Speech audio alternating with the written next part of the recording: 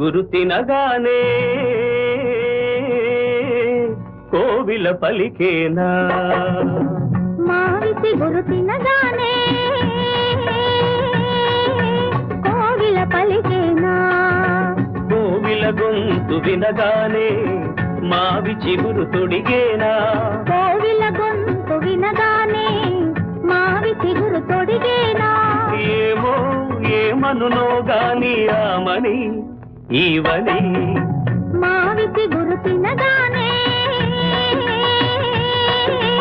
Koil పలికేనా